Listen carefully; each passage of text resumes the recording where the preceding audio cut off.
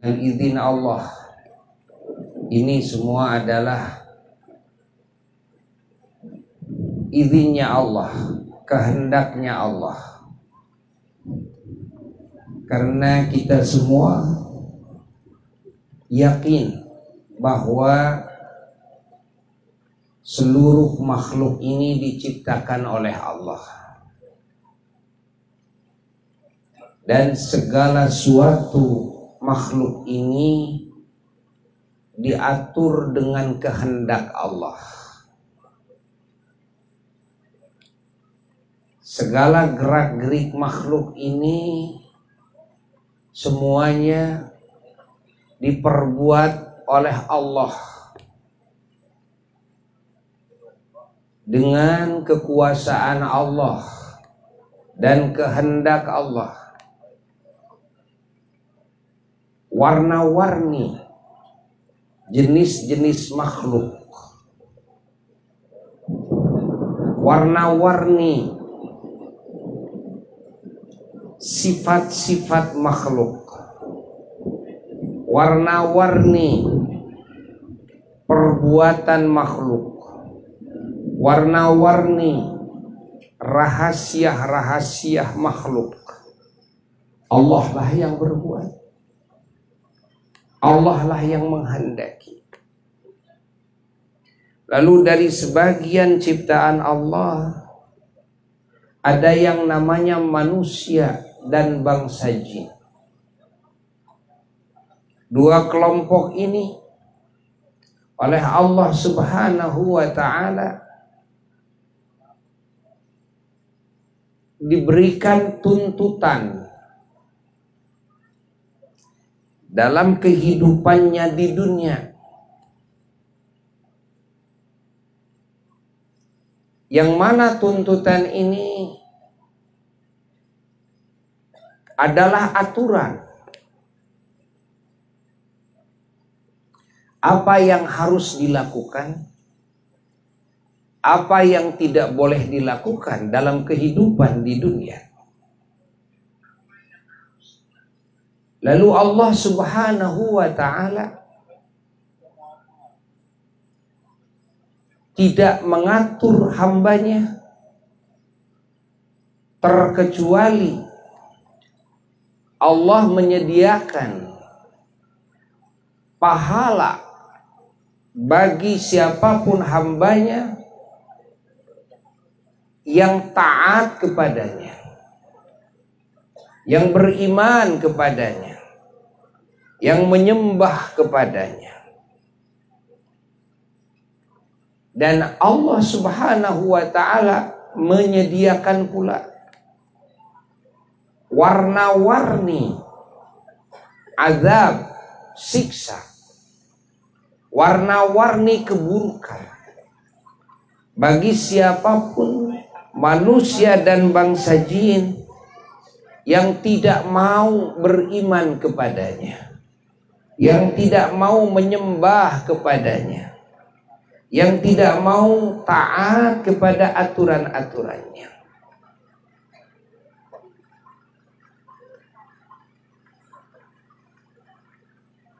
Begitulah kehendak Allah terhadap golongan manusia dan golongan bangsa jin.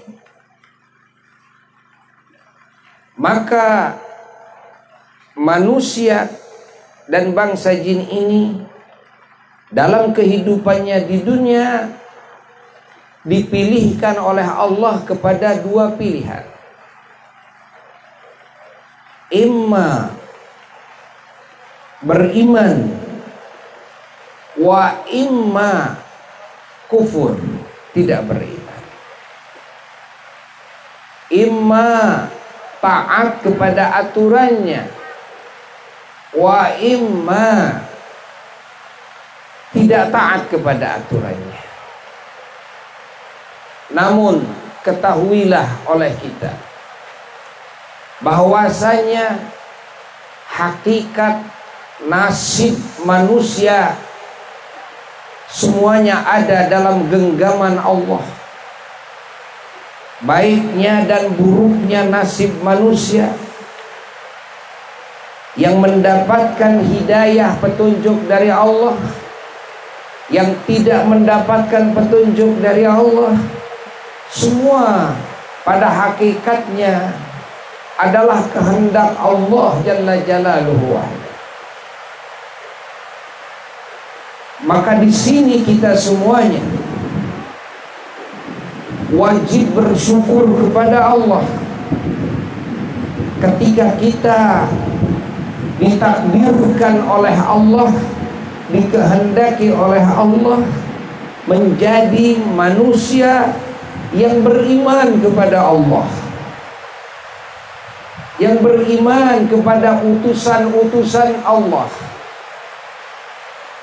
wabil khusus kepada Sayyidina wa Maulana Muhammad sallallahu alaihi wa alihi wasallam, yang beriman kepada semua kitab-kitab Allah yang 104 kitab, wabil khusus kepada Al-Quranul Karim, yang beriman kepada semua malaikat Allah, wabil khusus kepada malaikat yang 10 yang wajib diketahui, malaikat Jibril alaihi salatu wassalam, malaikat Mikail, malaikat Israfil, malaikat Azrail, malaikat Munkar, malaikat Nakir, malaikat Raqib, malaikat Atid, malaikat Malik, malaikat Ridwan alaihimus salatu wassalam, dan terkhusus malaikat Jibril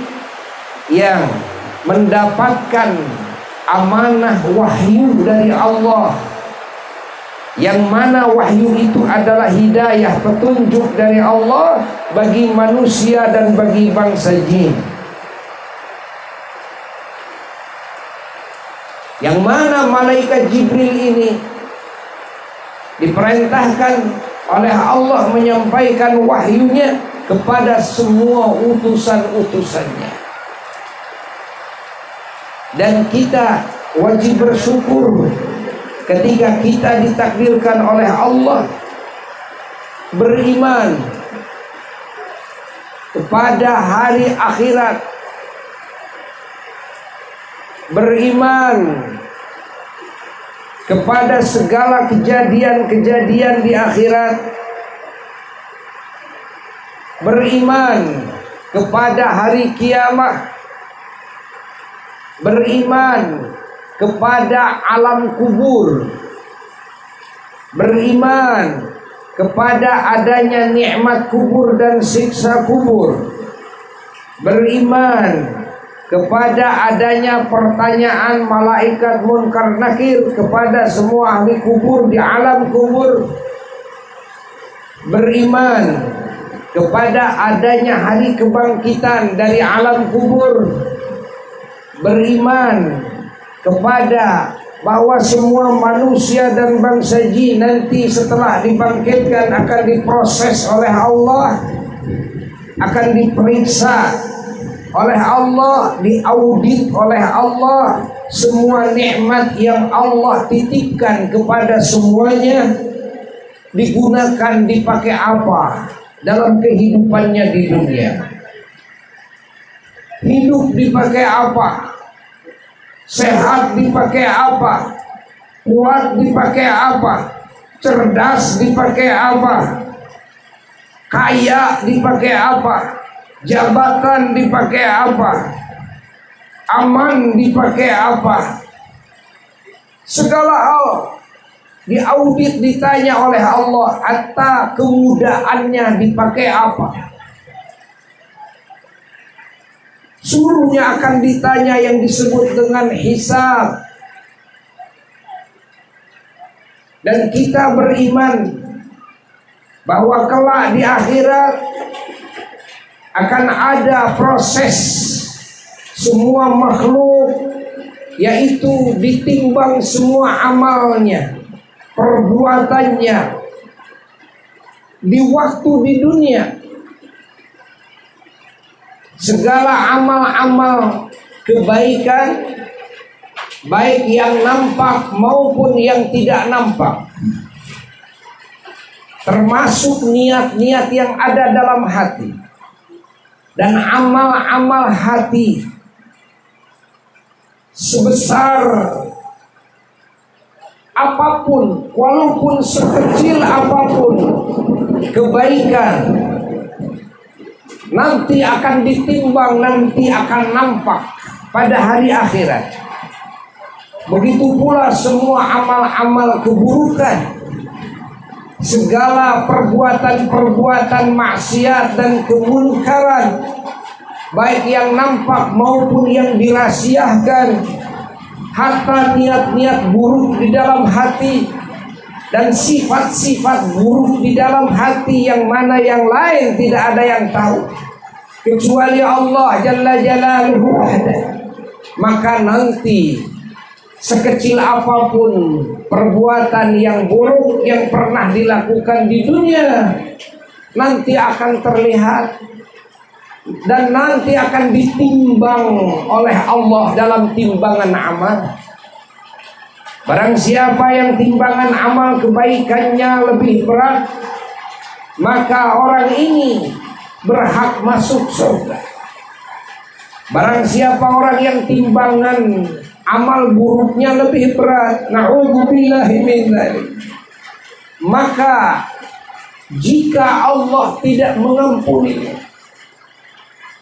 atau jika tidak ada yang membelanya daripada para nabi, para rasulnya Allah, para wali, para ulamanya Allah, para syuhadanya Allah, maka mau tidak mau orang ini harus berhadapan dengan siksa Allah, disiksa oleh Allah di dalam api neraka sampai habis segala kesalahannya, sampai habis semua dosa-dosanya. Na'udzubillah min dzalik. Semoga kita mendapatkan ampunan Allah. Semoga kita di saat itu mendapatkan kasih sayang Allah.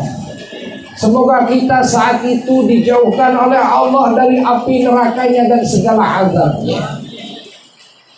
Lalu kita beriman kelak di akhirat akan ada waktu dan tempat di mana semua manusia dan bangsa jin, segala perbuatannya waktu di dunia baik dan buruknya dicatat oleh malaikat Raqib dan Atid yang terus menemani manusia sebelah kanan dan sebelah kiri. Segala kebaikan dicatat dan segala keburukan dicatat. Lalu catatan itu merupakan satu buku, nanti akan dikalungkan, ya Allah, di leher semua manusia, dan nanti akan dibagikan, ditaburkan dari atas kepala, dan diperintahkan harus menangkapnya.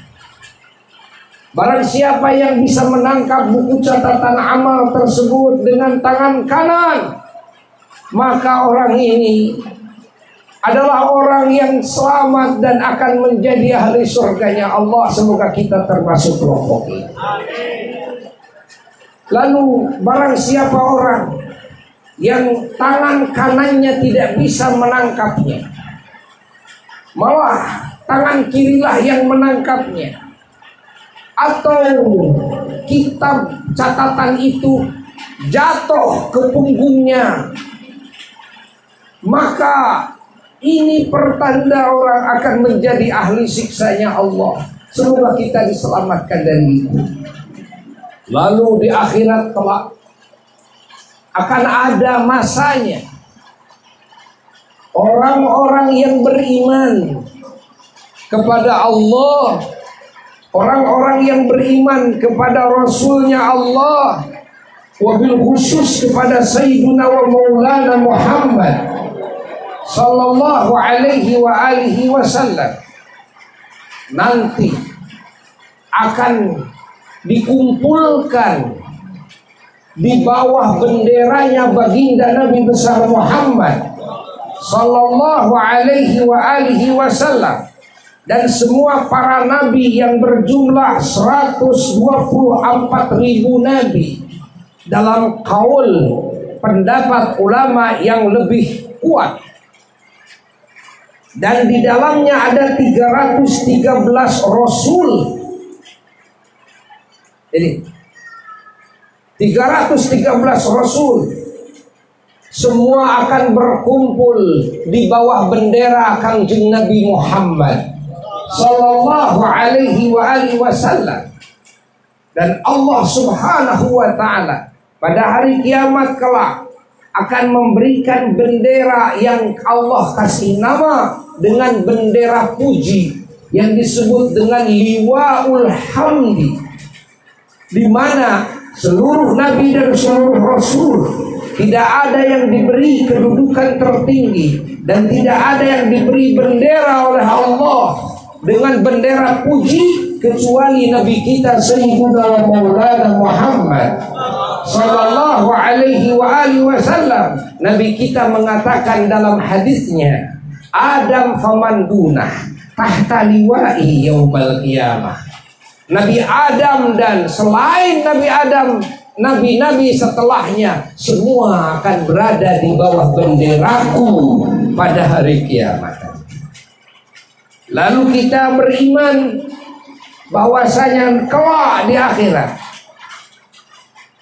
akan ada yang disebut perkumpulan di mahsyar. Apa perkumpulan di mahsyar? Semua manusia, semua bangsa dikumpulkan oleh Allah di satu pelataran tanah yang putih seperti perak. Tidak ada pepohonan, tidak ada rumah, tidak ada gua, rata. Mana yang akan dijadikan mahsyar? Yang akan dijadikan mahsyar adalah tanah Syam. Tanah Syam. Tanah Syam itu termasuk mengurung wilayah-wilayah. Ada Palestina, ada Syria, ada wilayah-wilayah lainnya. Itu tanah Syam. Seluas itulah Allah jadikan tempat itu kelak menjadi tempat perkumpulan semua manusia dari zaman Nabi Adam alaihissalatu wassalam sampai hari kiamat. Setelah manusia dibangkitkan, di mana dibangkitkan manusia itu, prosesinya manusia-manusia yang sudah busuk jasadnya, yang sudah hancur lebur menjadi tanah, bahkan tulang belulangnya, namun ekornya oleh Allah dijaga. Dari ekor itulah Allah Subhanahu wa ta'ala menjadikan lagi manusia. Lalu Allah Subhanahu wa ta'ala sirami nanti dengan hujan sperma, hujan air mani. Menurut sebagian riwayat selama 40 hari. Sebagian riwayat selama 40 tahun. Lalu setelah itu jadilah manusia, dikumpulkan lagi oleh Allah semua jasad-jasadnya, anggota tubuhnya yang sudah berserakan menjadi tanah, dikembalikan lagi oleh Allah menjadi manusia yang utuh. Bahkan seluruh kuku-kuku yang pernah dipotong di dunia, semua bulu dan semua rambut yang pernah digunting, pernah dicukur, semuanya oleh Allah akan digabungkan lagi. Untuk apa? Untuk dihisab, untuk dikasih balasan oleh Allah. Hatta kuku, hatta bulu, hatta rambut. Mana kuku yang pernah dibawa ibadah? Mana kuku yang pernah berbuat dosa, mencubit si A, mencubit si B, mencakar si A, mencakar si B. Semuanya akan dikumpulkan lagi. Hatta kuluk-kuluk di mana kaum laki-laki pernah dikhitan, atau wanita pernah digusar, maka semua akan dikembalikan lagi ke asalnya. Allah Maha Kuasa. Allah Maha Kuasa, tidak usah heran, karena Allah Subhanahu wa Ta'ala menciptakan manusia tadinya tidak ada apa-apa. Kita lahir dari rahim ibu, ya, tapi kita sebelum lahir dan sebelum dihamilkan, ada apa kita di sana? Apa asal usul kita itu? Ternyata asal usul kita hanyalah sperma orang tua kita. Dari sperma Allah Maha Kuasa menjadikan manusia seperti kita. Kan? Padahal kita belum pernah ada cerita kita pernah ada dulu sebelumnya. Namun nanti ketika Allah menjadikan lagi manusia utuh lagi, itu kan ceritanya tadinya sudah ada, yaitu sekarang, ya? Dan juga bibitnya sudah ada. Apa bibitnya? Adalah tulang ekor kita. Sila orang Sunda cungcurungan. Itu cikal bakal kita dijadikan lagi nanti pada hari kiamat. Kalau Allah Maha Kuasa menciptakan manusia waktu di dunia dari tidak ada apa-apa dan tidak pernah ada sebelumnya, kan? Maka pada hari kiamat pun Allah Maha Kuasa. Bagi Allah gampang mengadakan yang tadinya sudah ada. Bagi Allah gampang, kan? Mengumpulkan walaupun yang sudah berserakan. Dan kita wajib beriman. Semuanya wajib beriman. Lalu ketika dibangkitkan manusia, maka manusia semuanya digiring oleh Allah Jalla Jalaluhu wahdah ke satu tempat yang namanya mahsyar.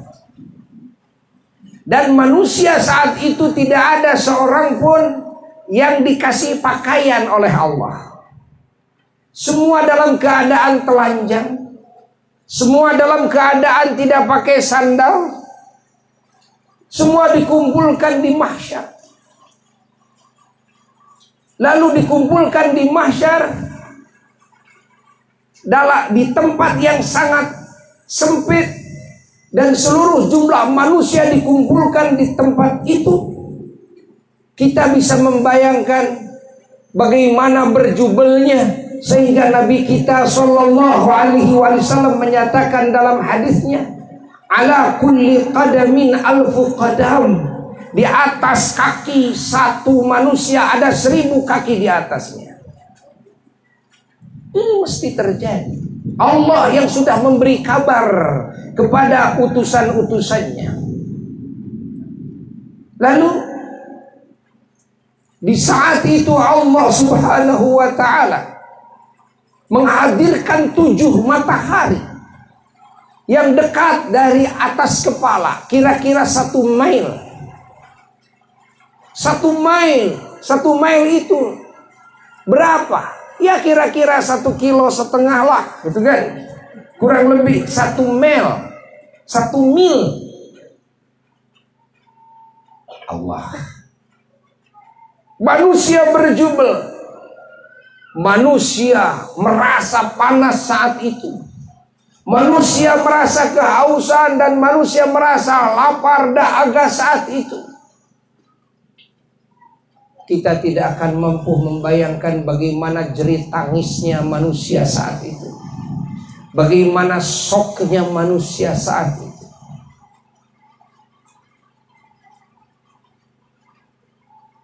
Semua kelaparan, semua kehausan. Semua pada menjerit-jerit. meminta pertolongan A, B, C, semua tidak ada yang bisa memberikan pertolongan. Dan Allah membiarkan keadaan manusia itu bukan 1 jam, 2 jam seperti itu, tapi beribu-ribu tahun. Dan ini pasti terjadi. Adakah manusia yang tidak dikumpulkan seperti itu keadaannya, yang mendapatkan kenikmatan? Ada. Dalam banyak riwayat, baginda Nabi besar Muhammad sallallahu alaihi wasallam menceritakan bahwa dari sebagian manusia ada yang tidak dikumpulkan di sana seperti itu. Mereka begitu bangkit, lalu mereka mendengar azan. Azan siapa? Azannya Sayyidina Bilal bin Rabah. Azannya muadzin baginda Nabi besar Muhammad sallallahu alaihi wasallam, sahabat Nabi yang di waktu di dunia beliau ditugaskan oleh Nabi sallallahu alaihi wasallam sebagai tukang azan atau modin di kita, atau muadzin bahasa Arabnya. Karena manusia yang paling dulu dibangkitkan pada hari kiamat adalah Nabi kita Sayyiduna wa Maulana Muhammad sallallahu alaihi wasallam. Sebelum semua para rasul dibangkitkan, sebelum semua para nabi dibangkitkan, sebelum semua manusia dan bangsa jin dibangkitkan, manusia pertama yang dibangkitkan nanti adalah Nabi kita Sayyiduna wa Maulana Muhammad sallallahu alaihi wasallam. Lalu ketika Nabi kita dibangkitkan, Nabi kita ditemui oleh malaikat Jibril. Malaikat Jibril dibangkitkan oleh Allah. Ketika bertemu Nabi kita dengan malaikat Jibril alaihi salatu wassalam, Nabi kita bertanya kepada malaikat Jibril, "Ya Jibril, aina tarakta ummati?" Wahai Jibril, di mana kau taruh umatku? Allah. Perhatikan hadis Nabi ini, bahwa sayangnya Nabi kita, banget sayangnya Nabi kita kepada kita. Maka tidak ada di dalam hati Nabi yang paling diperhatikan oleh Nabi kecuali kita sebagai umatnya. Tidak ada yang paling diperhatikan dalam dakwah Nabi kecuali kita sebagai umatnya. Tidak ada yang paling didoakan oleh Nabi dan paling dirindukan oleh Nabi kecuali kita sebagai umatnya. Tidak ada yang paling dititipkan oleh Nabi kepada Allah kecuali kita sebagai umatnya. Hatta ketika Nabi mau wafat di waktu sakaratul maut, bahwa kalimat yang terakhir yang terlontar dari lisan Nabi kita sallallahu alaihi wasallam adalah ummati, ummati, ummati, ya Allah, umatku, ya Allah, umatku. Allah. Siapa yang disebut dengan umatku? Jawablah oleh kita, saya. Ulangi. Siapa yang disebut dengan umatku oleh Nabi? Jawab oleh kita, saya.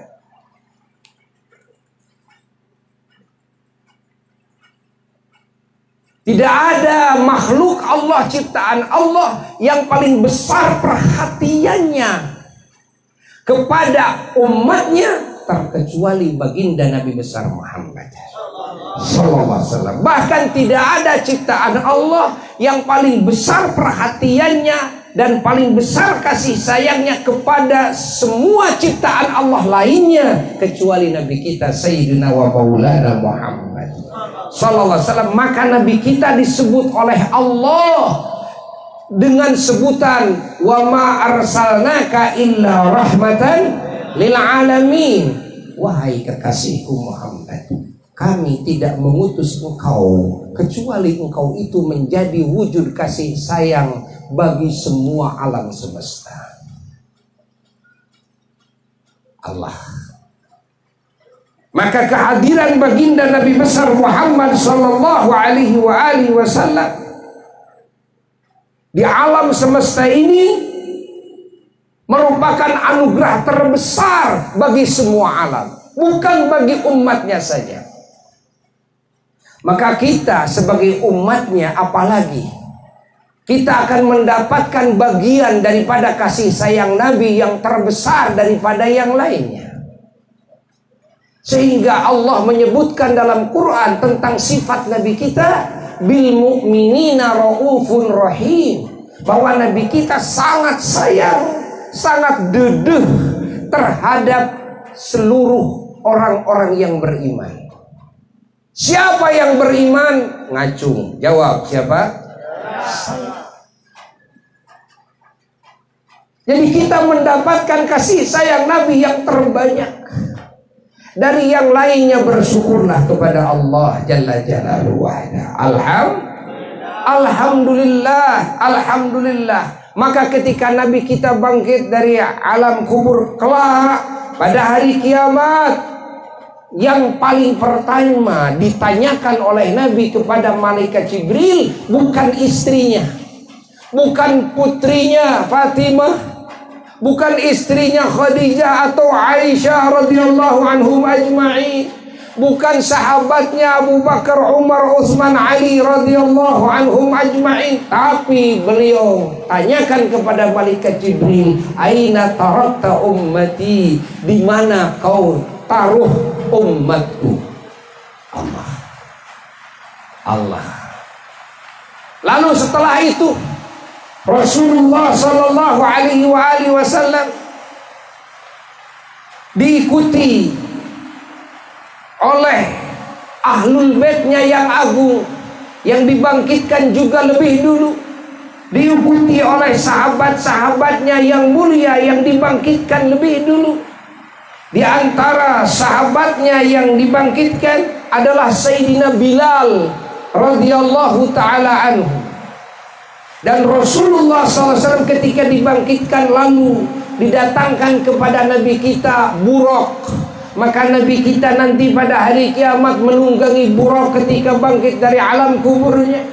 Dan sahabat yang bernama Sayyidina Bilal, Allah sediakan unta yang sangat indah sekali, sehingga Sayyidina Bilal kelak menunggangi unta.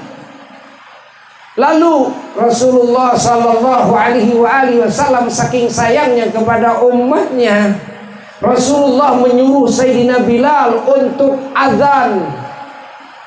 Lalu Sayyidina Bilal mengumandangkan azan kelak, Allahu Akbar, Allahu Akbar. Sampailah suara Sayyidina Bilal kesana kemari, ke berbagai wilayah, berbagai pelosok kelak pada hari kiamat. Maka terperanjatlah semua orang-orang yang beriman ketika bangkit dari alam kuburnya. Ketika kebingungan, saya harus kemana, saya harus melangkah kemana, saya harus bersama siapa. Begitu bangkit tidak tahu arah, begitu bangkit tidak tahu tujuan, begitu bangkit tidak ada istri, tidak ada suami, tidak ada orang tua, tidak ada anak, tidak ada guru, dan tidak ada murid. Harus kemana saya? Harus bagaimana? Harus bagaimana? Karena kita bangkit di alam yang baru yang disebut alam akhirat.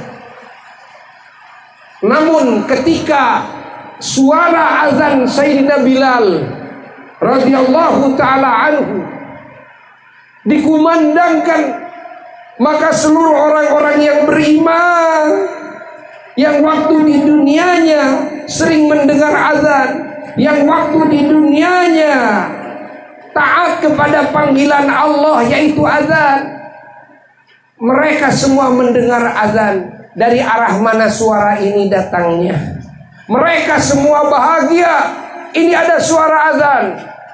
Lalu berbondong-bondonglah sambil berzikir dan sambil bersyahadat, Syiarnya orang-orang yang beriman ketika bangkit dari alam kubur adalah zikir, adalah bersyahadat. Terutama ketika Sayyidina Bilal mengucapkan dalam azannya, wa asyhadu anna Muhammadar Rasulullah, asyhadu anna Muhammadar Rasulullah. Maka kompak semuanya, hatta para nabi, hatta para rasul saat itu pada mengucapkan asyhadu anna Muhammadar Rasulullah. Aku bersaksi bahwa sesungguhnya Nabi Muhammad adalah utusan Allah. Hatta semua nabi, semua rasul, semua bersyahadat sama saat itu. Allah. Lalu berkumpullah semuanya memburu kepada titik datangnya suara itu. Maka berkumpullah orang-orang yang beriman dengan nabinya, yakni Sayyidina wa Maulana Muhammad sallallahu alaihi wa alihi wasallam. Beruntunglah orang-orang yang beriman kepada Allah dan kepada Nabi Muhammad sallallahu alaihi wasallam. Bagaimana nasib umat-umat yang lain? Nasib umat-umat yang lain, ingat, yang beriman dan imannya sahih dan imannya benar, baik umat Nabi Adam, umat Nabi Idris, umat Nabi Musa, umat Nabi Isa, semuanya asal imannya benar. Mereka ahli taat kepada Allah, maka mereka akan berkumpul dengan nabinya, dengan rasulnya. Sementara nabinya, rasulnya semua berkumpul dengan nabi kita Sayyidina wa Maulana Muhammad sallallahu alaihi wa alihi wasallam. Dan insya Allah kita sebagai umat Nabi Muhammad sallallahu alaihi wasallam akan lebih dekat kedudukan kita dengan baginda Nabi besar Muhammad sallallahu alaihi wa alihi wasallam kelak. Semoga termasuk kelompok itu. Ini pasti akan terjadi. Dan orang-orang yang bersama Nabi nanti akan dikasih pakaian oleh Allah, sehingga tidak terlihat auratnya, seperti halnya waktu di dunia menjaga auratnya. Maka kelak akan dijaga oleh Allah auratnya. Lalu orang-orang yang beriman tidak akan mendapatkan panasnya, teriknya matahari, di mana ahli mahsyar yang tadi disebutkan dipanasi dengan 7 matahari hingga terbakar jasadnya, hingga mereka digenangi dengan keringatnya. Ada yang digenangi sampai mata kakinya, ada yang digenangi sampai lututnya, ada yang digenangi sampai pusernya, ada yang tenggelam di dalam keringat saat itu. Na'udzubillahi min dzalik, tsumma na'udzubillah, tsumma na'udzubillah. Dan orang-orang yang beriman, yang taat kepada Allah dan Rasulnya, kelak pada hari kiamat mereka tidak akan dikasih lapar dan tidak akan dikasih dahaga. Mereka akan dikumpulkan oleh Nabi besar Muhammad sallallahu alaihi wasallam, dikumpulkan ke dalam benteng, yang mana di dalam benteng tersebut ada danau yang sangat indah.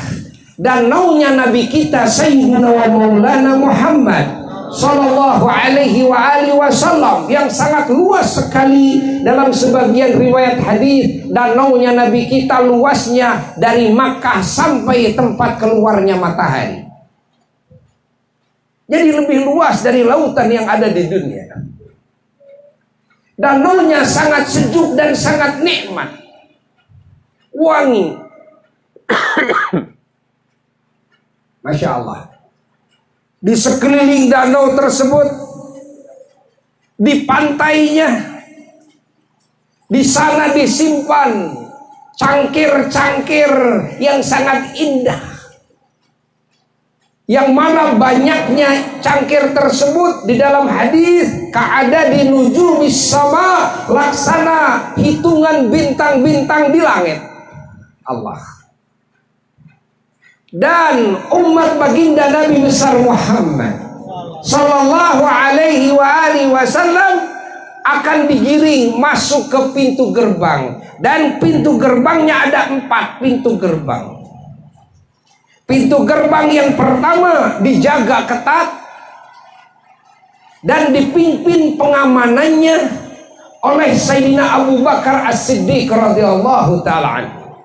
Pintu gerbang yang kedua pun dijaga ketat dan dipimpin pengamanannya oleh Sayyidina Umar bin Khattab radhiyallahu ta'ala anhu. Dan gerbang yang ketiga sama dipimpin pengamanannya oleh Sayyidina Utsman bin Affan radhiyallahu ta'ala anhu. Dan gerbang yang keempat dijaga ketat dan dipimpin pengamanannya oleh Sayyidina Ali bin Abi Thalib karramallahu wajhahu wa radhiya anhu. Nabi pernah mengatakan dalam hadisnya, siapa orang yang cinta kepada Sayyidina Abu Bakar tapi benci kepada Sayyidina Umar, maka oleh Sayyidina Abu Bakar tidak akan dikasih masuk ke pintu gerbang.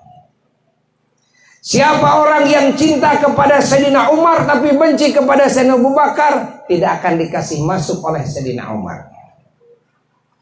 Siapa orang yang cinta kepada Sayyidina Ali bin Abi Thalib tapi membenci kepada Sayyidina Abu Bakar, oleh Sayyidina Ali tidak akan dikasih masuk. Sebaliknya juga begitu.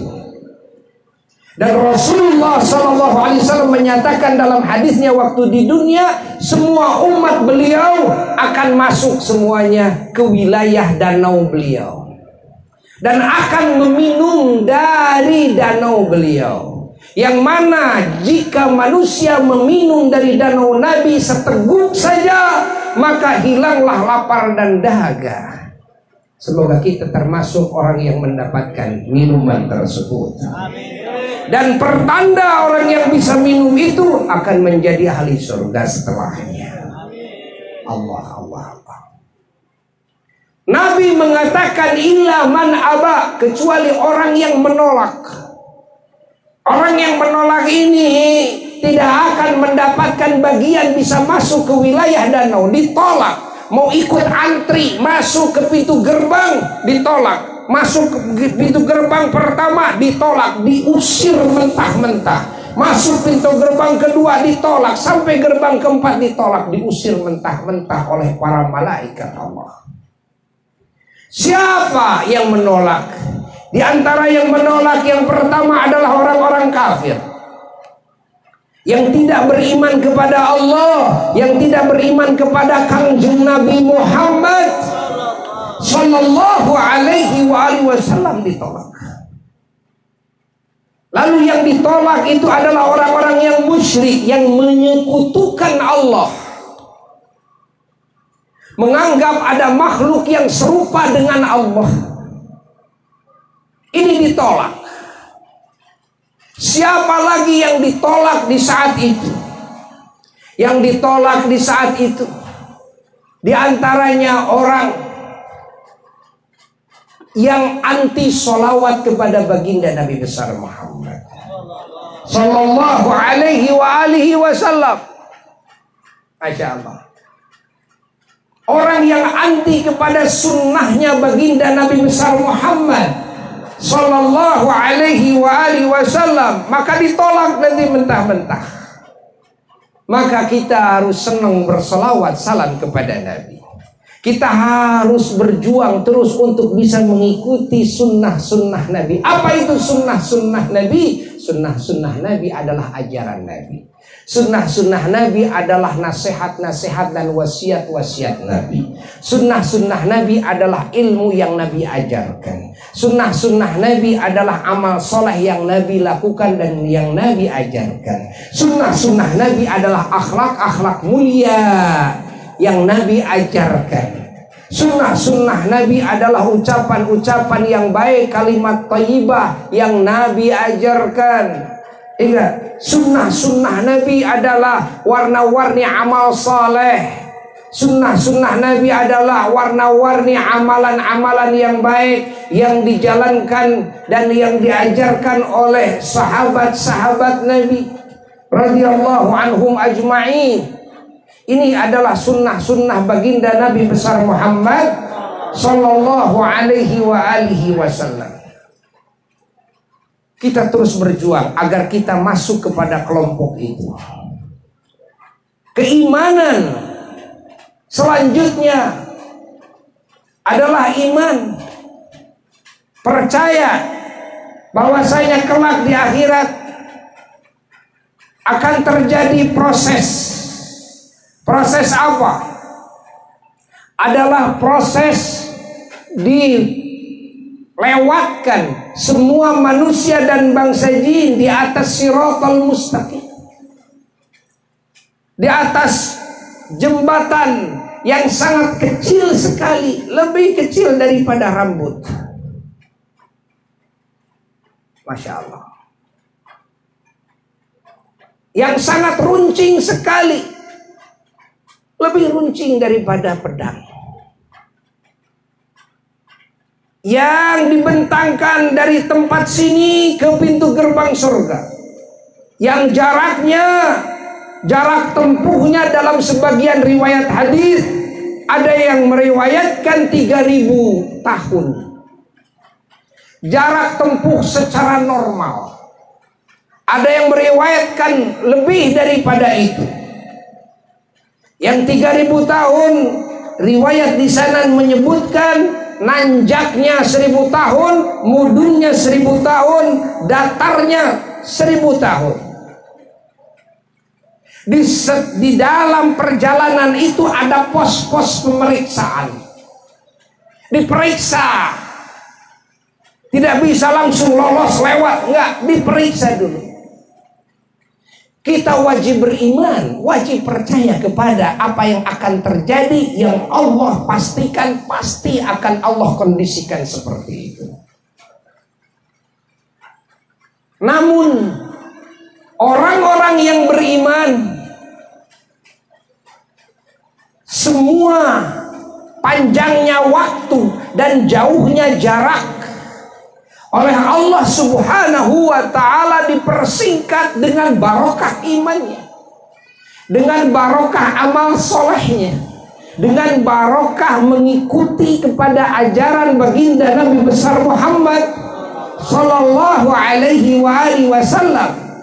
Barokah ilmunya, barokah sholat, barokah zakat, barokah sedekah jariyah, barokah saum Ramadan, barokah saum sunnahnya, barokah haji dan umroh, barokah silaturahmi, barokah membaca Quran, barokah membaca sholawat dan salam kepada baginda Nabi besar Muhammad sallallahu alaihi wasallam, barokah zikir, barokah warna-warni amal soleh. Ini akan menjadikan perjalanan yang jauh menjadi dekat, akan menjadikan perjalanan yang lama menjadi sebentar. Sehingga dalam sebagian riwayat hadis yang puluhan ribu tahun di mahsyar itu, dan ada yang meriwayatkan hanya kira-kira 1 hari lah, kan? Allah. Ya 1 kali 24 jam gitu dah. Malahan dalam perjalanan lewat ke Siratal Mustaqim, dalam riwayat hadis ada yang lewatnya itu secepat kilat. Secepat kilat, bayangkan, kurang dari 1 detik. Kan? Begitu memijakan kaki ke jembatan yang awal, langsung detik itu juga sudah ada di pintu gerbang surga. Allah, semoga kita termasuk kelompok itu. Ya, kita namanya kita memohon dan berharap boleh-boleh saja, kan? Lalu ada juga yang seperti hembusan angin kencang. Ada juga yang seperti anak panah ketika dilepaskan dari gondewanya. Ada juga seperti kuda balap yang lari. Ada juga yang lompat. Ada juga yang jalan. Ada yang ngesot. Allah. Ada yang hampir jatuh. Istilah orang Sunda gugurawilan.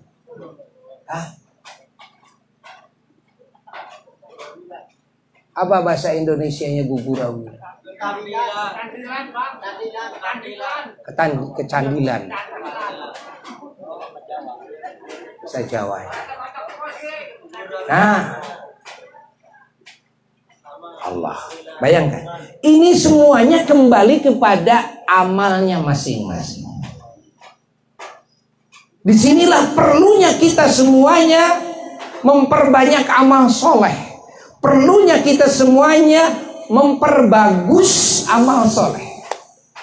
Istilah sekarang kalau memperbanyak namanya kuantitas. Kalau memperbagus namanya kualitas. Sholat tidak asal-asalan, kan? Saum tidak asal-asalan, haji tidak asal-asalan, baca Quran tidak asal-asalan, tapi bagus. Ikhlas hatinya karena Allah, tidak menginginkan kan pujian dari siapapun, Allah. Lalu juga sesuai dengan ilmunya, lalu memakai tata krama dan sopan santun ketika dalam beramal. Sholatnya memakai adab-adaban, dari wudhunya, mandinya memakai adab-adaban, kan? Allah. Saumnya memakai adab-adaban, zakatnya memakai adab-adaban, kan? Hajinya memakai adab-adaban. Lalu baca Qur'annya, berzikirnya, bersolawatnya pakai adab-adaban. Apa adab-adaban? Bahasa kita tata krama sopan santun kepada Allah Jalla Jalaluhu wahda, dan sopan santun kepada baginda Nabi besar Muhammad sallallahu alaihi wasallam. Karena hakikat yang memerintahkan dan yang melarang, yang memberikan aturan kepada kita dalam hidup ini adalah Allah. Namun wasilahnya yang memerintah dan yang melarang, yang memberikan ajaran dan aturan, wasilahnya adalah Nabi kita Sayyiduna wa Maulana Muhammad sallallahu alaihi wasallam. Kita tidak akan mengenal Allah tanpa Nabi kita. Kita tidak akan mengenal bagaimana cara ibadah kepada Allah tanpa Nabi kita. Kita tidak akan mengenal bagaimana sopan santun kepada Allah dan kepada makhluknya tanpa Nabi kita. Maka peran Nabi kita adalah peran yang sangat utama. Pahami oleh kita.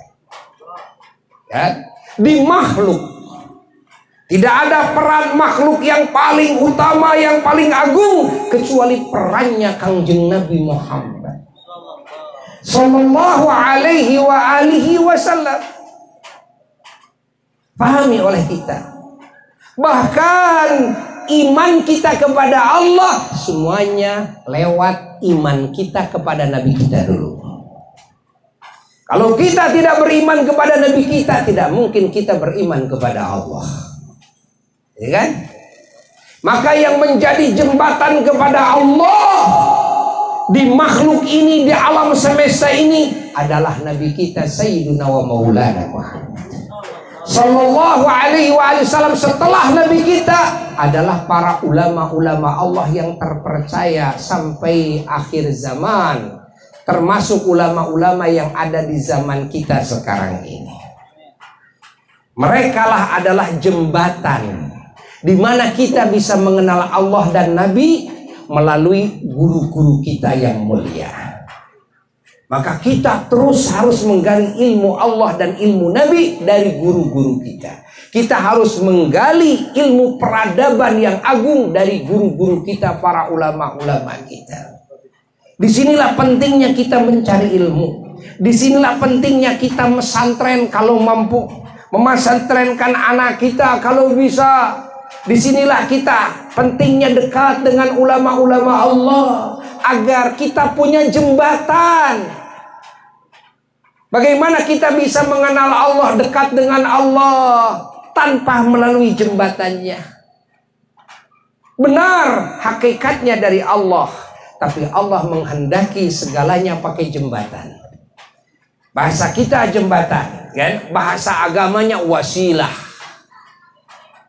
Maka kumpulan kita ini dalam rangka, kan?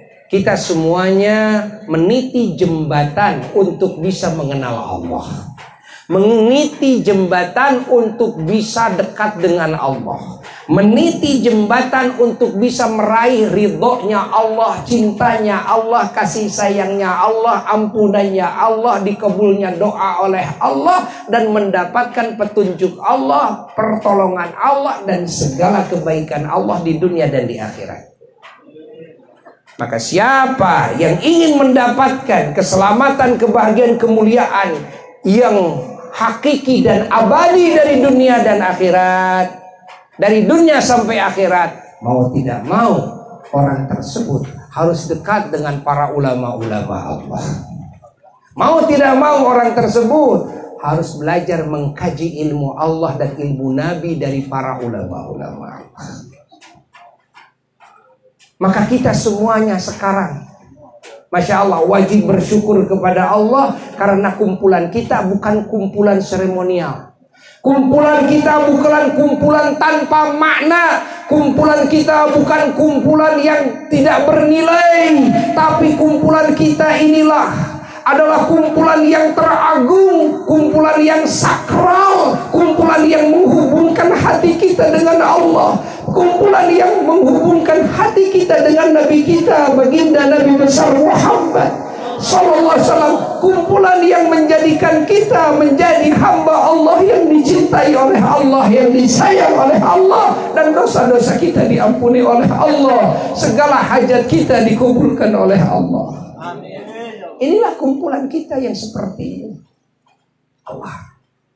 Maka kita wajib bersyukur karena Allah lah yang menakdirkan perkumpulan ini.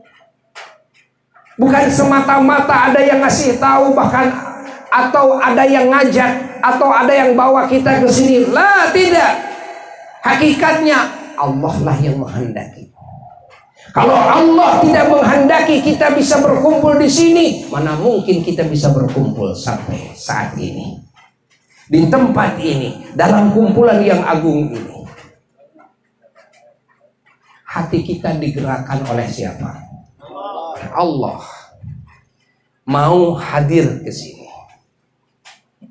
Kaki kita bisa melangkah, dimampukan oleh siapa? Oleh Allah.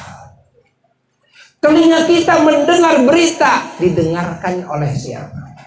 Diperdengarkan oleh siapa? Oleh Allah Jalla Jalaluhu wahdah. Bersyukurlah kepada Allah. Pujilah Allah. Alhamdulillahi Rabbil Alamin. Semuanya segalanya oleh Allah Jalla Jalaluhu wahdah. Maka kita wajib bersyukur kepada Allah. Lalu keimanan yang harus kita syukuri, bahwa kelak di akhirat kita wajib iman, wajib percaya orang-orang yang beriman. Ingat,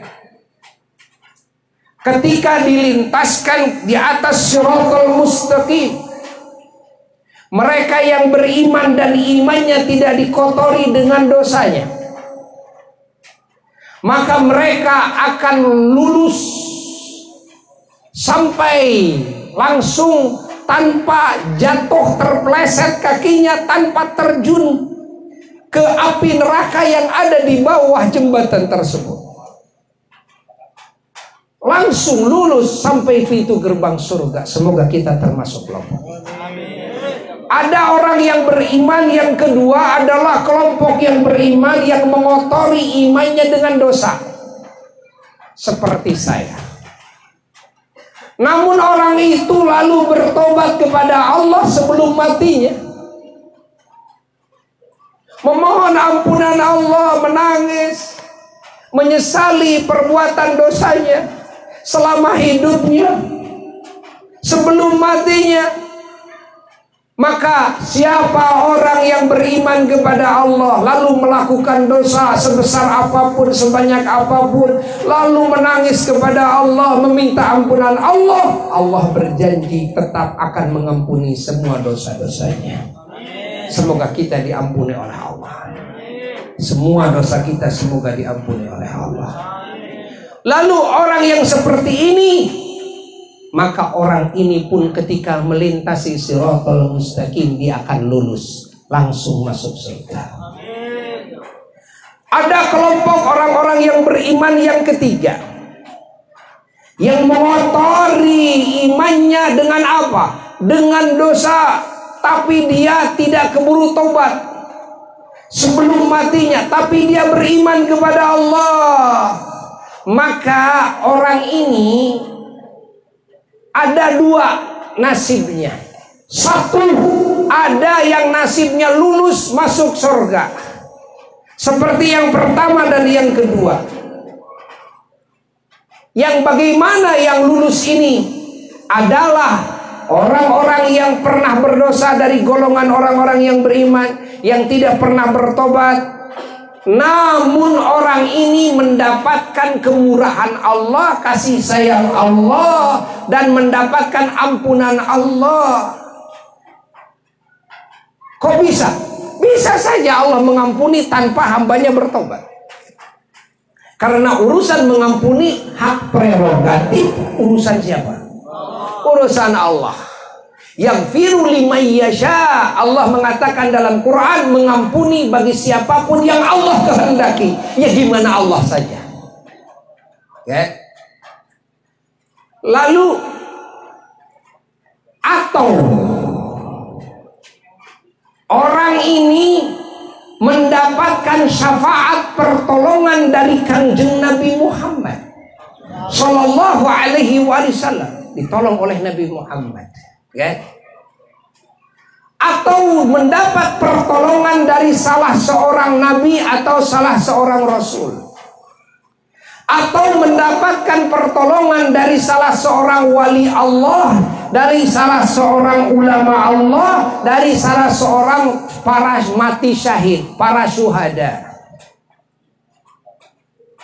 Maka orang ini mendapatkan ampunan Allah dengan syafaatnya hamba-hamba Allah yang Allah cintai, yang Allah kasih kedudukan bisa memberikan pertolongan kepada yang lain.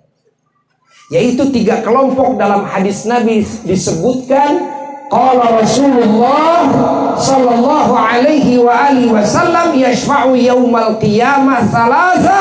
Nanti pada hari kiamat yang akan bisa memberikan pertolongan kepada yang lainnya adalah tiga golongan. Yang pertama al-anbiya, para nabi. Yang kedua summal ulama, lalu para ulama-ulama Allah. Yang ketiga summa syuhada, orang-orang yang mati syahid. Tiga kelompok ini nanti pada hari kiamat akan dikasih jabatan oleh Allah bisa menolong yang lain. Entah bisa menolong seorang, dua orang, tiga orang, 100, 200, 1000, 2000, macam-macam tidak sama. Semoga kita termasuk kelompok yang mendapatkan ampunan Allah, yang mendapatkan kasih sayang Allah, yang mendapatkan syafaatnya Rasulullah Sallallahu Alaihi Wasallam, yang mendapatkan syafaatnya para nabi dan para rasul, yang mendapatkan syafaatnya para wali-wali Allah, para ulama, para syuhada. Amin ya rabbal alamin. Lalu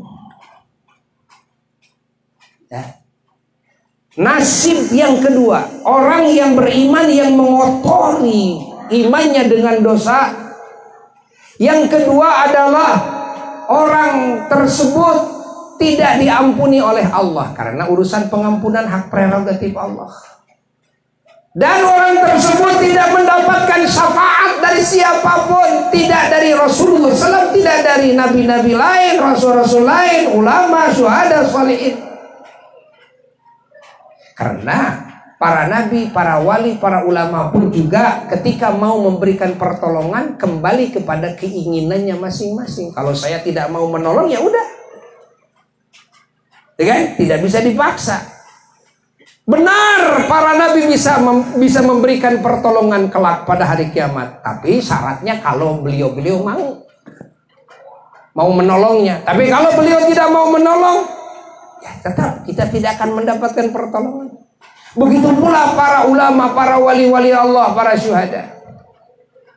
Oleh Allah tidak diampuni, oleh para nabi, para rasul, para ulama, para wali, para syuhada tidak disyafaati, maka orang ini terpleset kakinya dan terjun ke dalam jurang api neraka. Na'udzubillahi min dzalik. Namun wajib kita iman bahwa orang yang beriman, walaupun imannya sebesar biji sawi, jika orang tersebut masuk kelompok yang barusan, yang terjun ke dalam jurang api neraka mendapatkan siksa Allah, wajib kita imani orang yang beriman itu tidak akan abadi di dalam api nerakanya.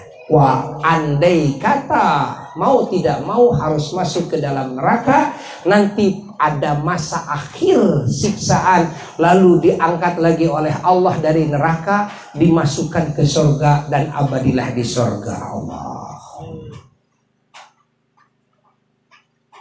Ini barokah apa? Iman. Asal imannya sah, maka kita harus menanamkan iman yang sah. Kita wajib menjaga iman yang sah. Keimanan kita kepada Allah harus teguh. Keimanan kita kepada Kanjeng Nabi Muhammad SAW harus teguh.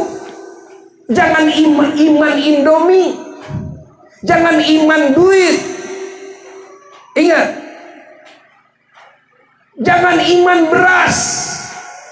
Ketika dikasih Indomie, dikasih Supermie, dikasih duit, dikasih beras, kita beriman.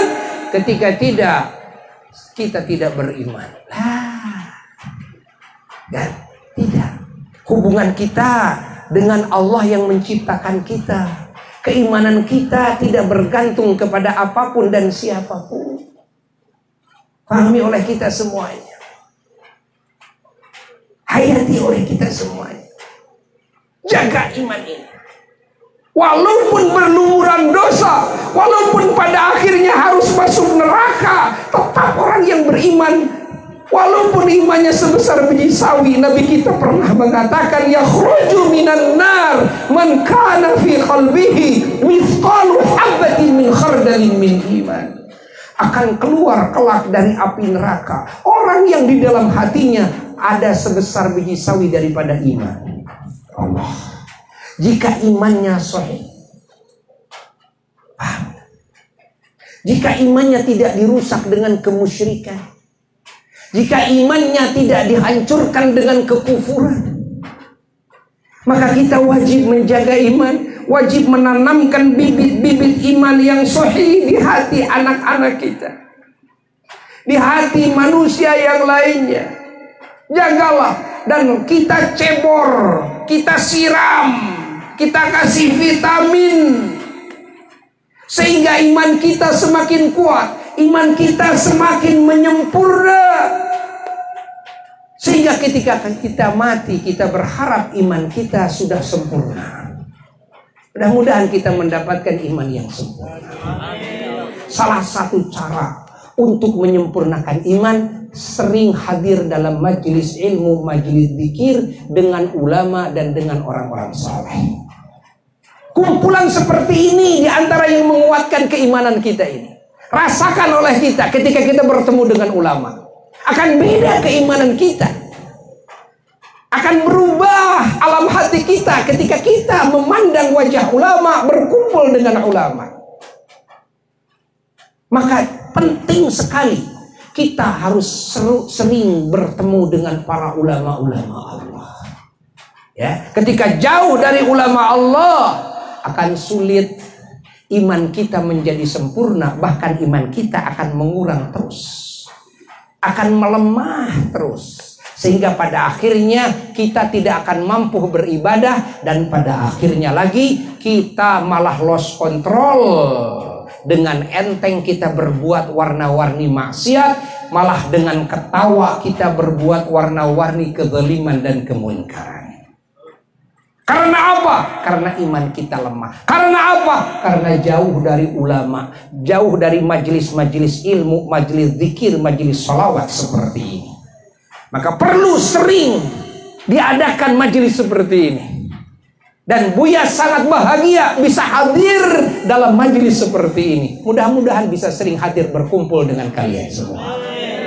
Buya sudah mencanangkan lagi, tadi sudah obrol-obrolan, insya Allah nanti di bulan Agustus, di awal Agustus, insya Allah Buya akan datang lagi ke sini, insya Allah. Akan berkumpul lagi dengan kita semuanya, insya Allah. Lalu, ya, ada kelompok yang lewat di atas Shirathul Mustaqim.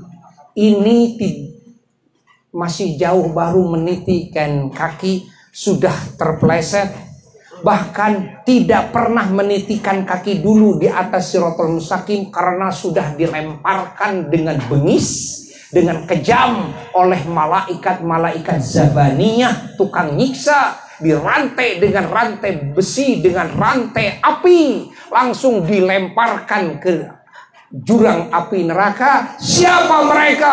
Mereka adalah orang-orang yang tidak beriman, atau imannya dirusak, ngaku iman kepada Allah tapi kufur.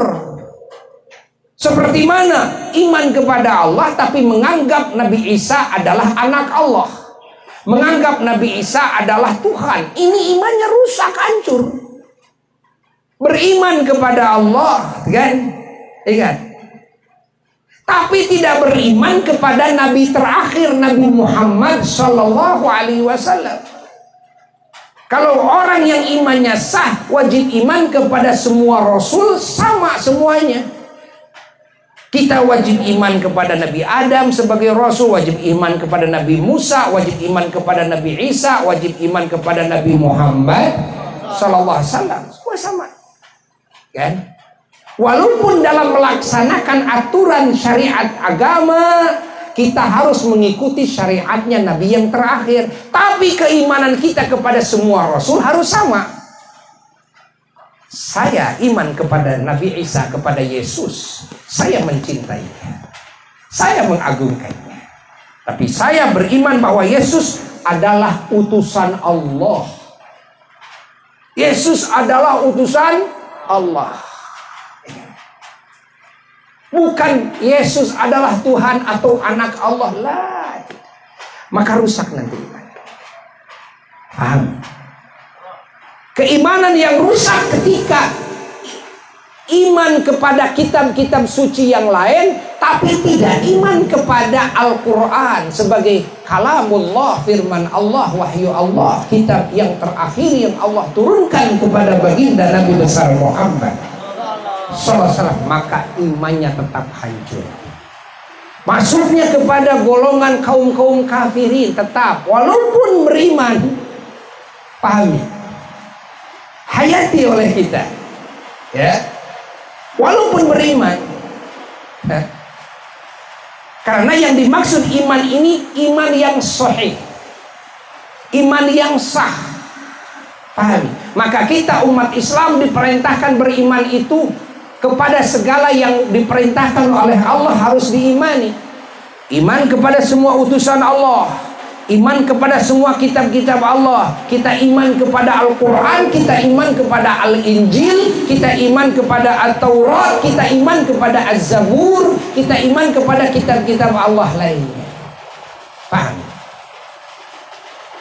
Kalau kita umat Islam iman kepada Quran tapi tidak iman kepada Injil, maka kita tetap kafir hukumnya. Alhamdulillah, iman yang Allah didikan kepada kita, yang Rasulullah SAW, Nabi Muhammad terakhir, Nabi terakhir yang didikan kepada kita, keimanan kita kepada semua kitab-kitab Allah diajarkan. Keimanan kita kepada semua utusan-utusan Allah diajarkan. Alhamdulillah. Pahami? Pahami?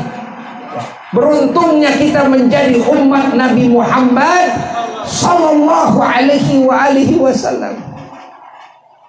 Subhanallah. Nah, orang-orang yang kafir dan orang-orang yang menyekutukan Allah ini, bahkan di dalam sebagian riwayat hadis kakinya tidak nempel dulu ke Shiratal Mustaqim karena sudah diikat dengan rantai api, langsung dilemparkan ke dalam api neraka dan diabadikan di neraka bersama setan dan bersama iblis. Na'udzubillah min dzalik. Abadi selama-lamanya di neraka, tidak akan dikeluarkan lagi dari api neraka. Semoga kita diselamatkan dari kekufuran, diselamatkan dari kemurtadan, diselamatkan kita dari kemusyrikan, dan keluarga kita dan anak cucu kita sampai akhirnya. Amin ya rabbal alamin. Bersyukurlah kepada Allah atas anugerah iman ini.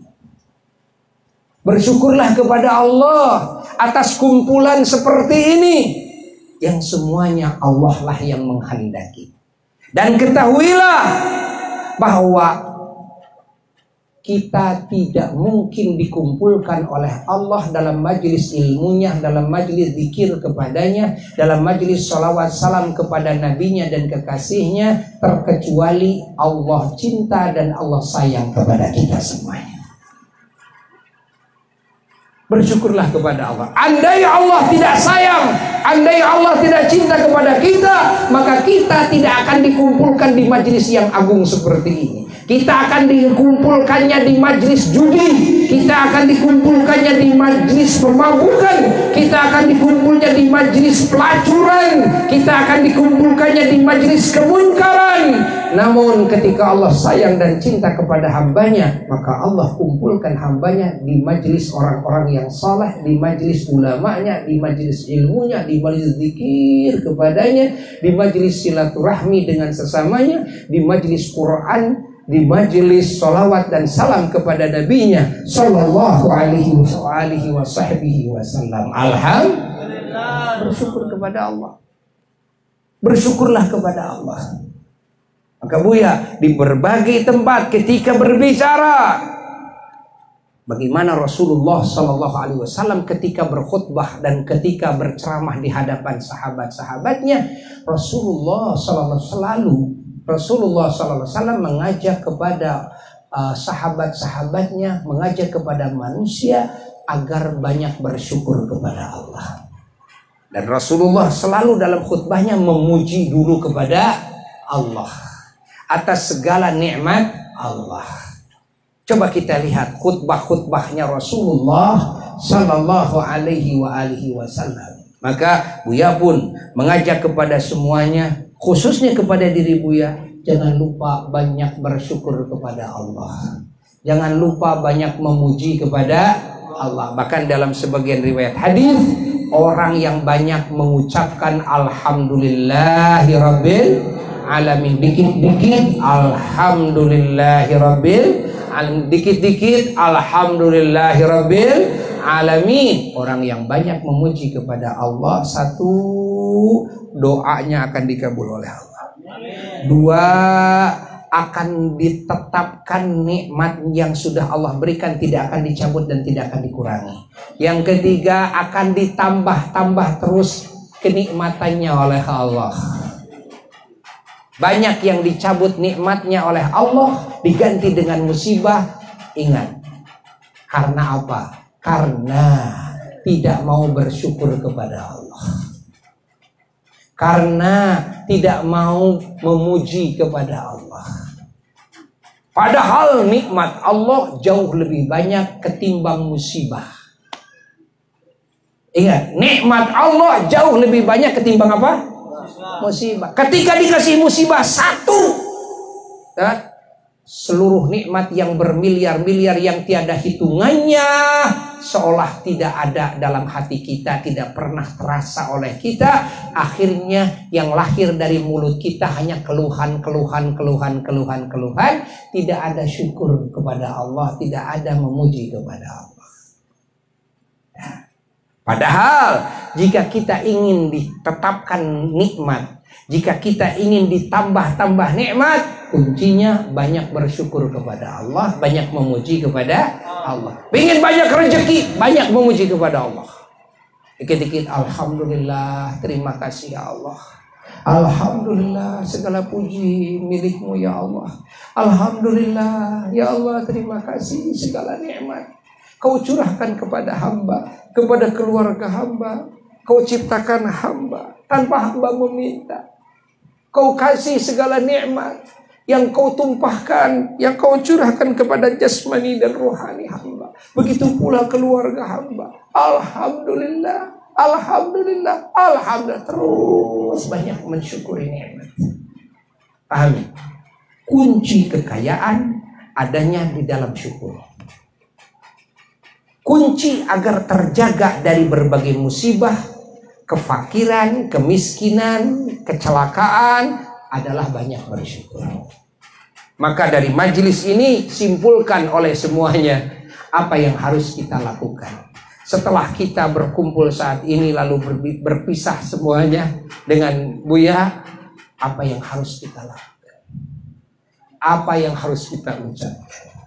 Insya Allah sepulang dari majelis ini akan ada perubahan yang signifikan kepada yang lebih baik, lebih baik, lebih baik, dan lebih baik.